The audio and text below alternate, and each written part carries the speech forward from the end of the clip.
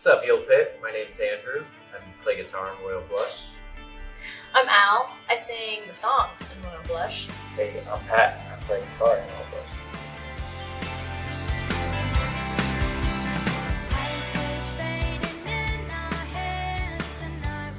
Hi everybody, I'm Sofia from the Eel Pit, and we're here with Royal Blush, and we're here to talk about their new album, A Ways Away.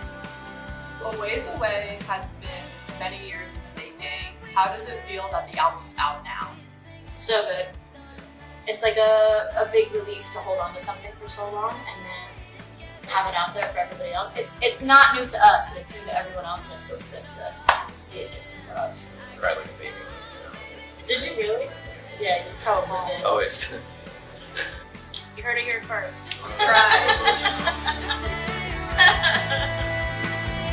It's very clearly an alt-rock album and has these really beautiful ballads throughout it. So what are some of the musical influences that you had and the sound that you were really trying to showcase throughout the album? I think thinking back 5 years and where we are now, something that's been consistent for me is just powerhouse female vocalists and songwriters. Fleetwood Mac is a big one for us. I've been stuck on the Gaga album lately, and that's always something that's circulating in my playlist. Any kind of strong woman, diva power is good for me. How did your musical influences come through in this album? Well, a lot of the songs were written before I joined as a member. I didn't join the band.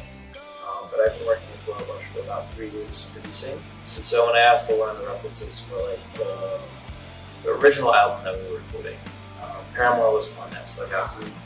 I drew inspiration from Ryan and their self-titled album. They're not crazy different albums, but one is a little more chill, the other one's more in your face. And I think the songs that we have on me match that in a way. The ranges are very similar. Yeah. That's true. So I think that's definitely happens in this EP, where it starts off with this slower shoegazy song and then goes into these more high tempo pop type songs and then back to the ballad, which is really a really nice flow, and I think showcases all of your individual talents really well and also your vocal range really well. Thank you.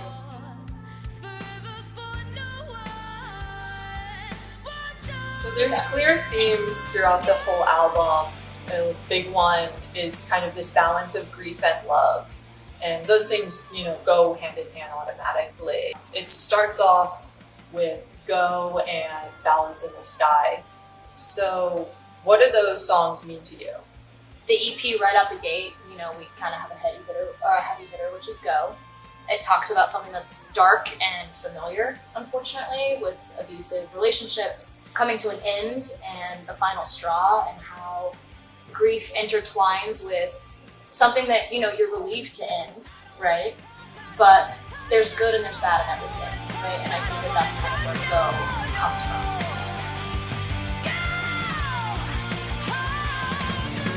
Ballads in the Sky, it's written about my grandma. If you listen to it, her voice is actually at the beginning, and she's talking about what it's like being a pianist in small town Iowa. Eyes closed and never open again. Ballads in the Sky is about how my grandma would communicate to me, or how I think she's communicating to me after she passed. It's hopeful coping, or a happy coincidence. There was a song that I kind of reference with my grandma a lot, and a lot of the memories that I have of her. And at the restaurant that I work at, they have a playlist that never changes. That song just magically appeared on that playlist, and it'll happen in the most hectic moments, and it makes you stop and just breathe a little bit and take it in. And so in my head, that was my grandma visiting me. It's a really personal story. Totally. Well, and it's like you said, grief and love. Grief trails love, right? Everything good comes to an end eventually. I feel like Ballads was the heart of the album. That was the point where we all started working together.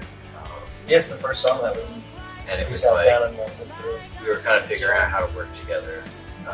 That was the first page of the new chapter for us. Each song is its own kind of journey, but that one was it felt really spiritual, and we were kind of figuring it out in real time.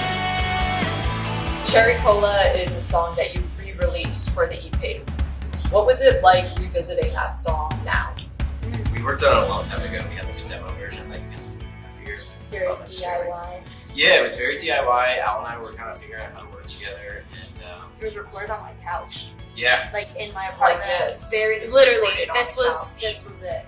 we This were was the like vibe. racking our brains to write like the most Beatles, most Alex G, catchy song. Basically overthinking the entire process.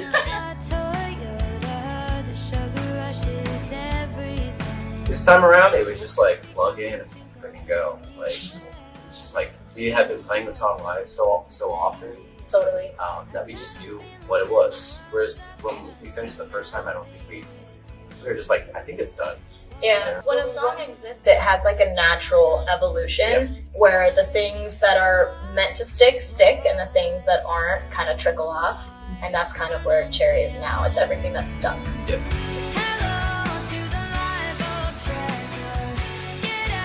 Well, another highlight for the album is Butterflies on the Grave. So that's kind of the closing ballad for the EP. How do you feel like that song kind of ties up the album, and why did you choose to have it right at the end? I think the themes of the EP all tie together because again, you have grief and you have love and turning a page with love or choosing which way to go when you have multiple paths. In love with the sun, in love with the moon, but you can't have your cake and eat it too. So make up your mind. And then the mental stretch and devastation that comes with making those tough decisions in love and feel like you're second guessing yourself.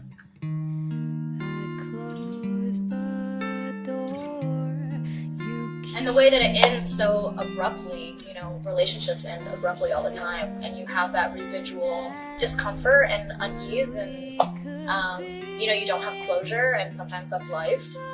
Ending this EP with something that didn't have closure maybe leaves listeners wondering what's next, and maybe there's something coming, which I think is cool. A Ways Away is out now. Go listen to it.